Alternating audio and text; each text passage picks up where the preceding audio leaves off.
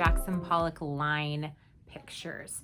So last week we started learning about different kinds of lines, straight and zigzag and wavy and curvy and things like that. And you were drawing them in pencil and then tracing them with either a black marker or black crayon. And some of you finished coloring, but if you haven't, we're gonna do that this week. I know it's a lot to try and do all in 1 week, so that's why I broke it up into 2 weeks. So we are going to first get our sketchbook because that's always where we keep our artwork to keep it safe. And we are going to find our artwork from last week. Get it all set up for us. Okay. And if you didn't punch holes in it, it's probably in the pocket. Hopefully you have yours safe. So I'm going to go ahead and finish tracing some of the lines I did not get to finish tracing. Okay, and I want to make sure that you're doing this really nice and neatly and carefully and looking at all the different shapes and spaces that you made. Okay, remember this type of artwork is called abstract, which means you really have to use your imagination to see things in it. It's not a picture of a tree or a house or a person. It's just using lines and colors and shapes. And some artists were abstract and some were more realistic. Jackson Pollock, our artist, he liked to use paint and splattered to make very abstract artwork. Okay, so I finished tracing with my black marker. Now I'm gonna get my crayons back and I'm gonna look at some more spaces I made. So we were pretending that our crayons were like a little dog and we were trying not to let our dog out of our backyard, whatever space we made. Ooh, this is a tiny little backyard here. So I'm gonna color this new interesting space that I've made in. Look how skinny this little part over here is. That's pretty cool. So you're gonna color whatever space you can find. Yes, you may leave a few spaces white, but your picture should not look unfinished.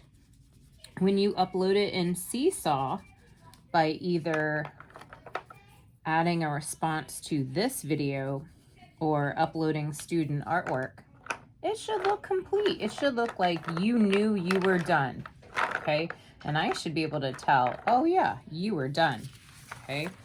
So, ooh, this is an interesting shaped yard or space over here, and I like to kind of outline them first because that helps me figure out where my crayon's gonna go.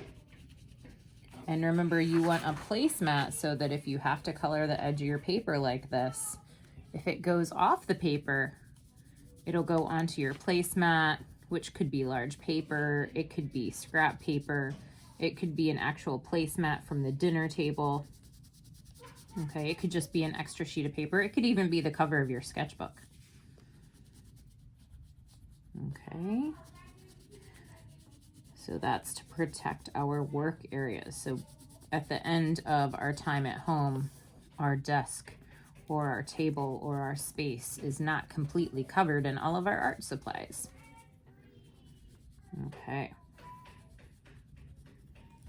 So that's an interesting shaped yard. It almost looks like maybe this is an eye and like these are mouths or teeth or something to me. Using my imagination there a little bit because again, this is abstract art. So it's not a picture of a monster, but I'm kind of using my imagination to make it one. Oh, this might be my smallest little shape there. I'm just gonna color that one brown. Okay. So like I said, you can leave some of your spaces white, but you want to fill up most of your paper. Okay, you can make patterns, you can make designs, you can limit your colors to your favorite 3 colors if you have 3 favorite colors, or you could use every crayon in the crayon box that you have. You can press down heavy, which is what I always like to do. If you break your crayons, just be careful, but broken crayons still color, so we don't need to throw them away. We're gonna save them. Okay, we just don't want to do that on purpose. You could also color light. So right next to this, I'm going to color very soft, like I'm tiptoeing. So you can play around with how you color with your crayons. If you're using marker, you can't really do that. Markers either work or they don't. If they're running out, they might look scratchy, but that pretty much means they're not working. So you can practice coloring soft and hard. You could even kind of change that, go from light to dark. So maybe the bottom down here will be dark, and then it'll get lighter and lighter. So you can kind of practice doing that too, boys and girls. So your job today is to finish coloring the paper and the project that we started last week, working on abstract lines and shapes and spaces. Once you've done that, you're going to upload a copy of it to Seesaw. I can't wait to see what you make, boys and girls. I'll talk to you later. Bye.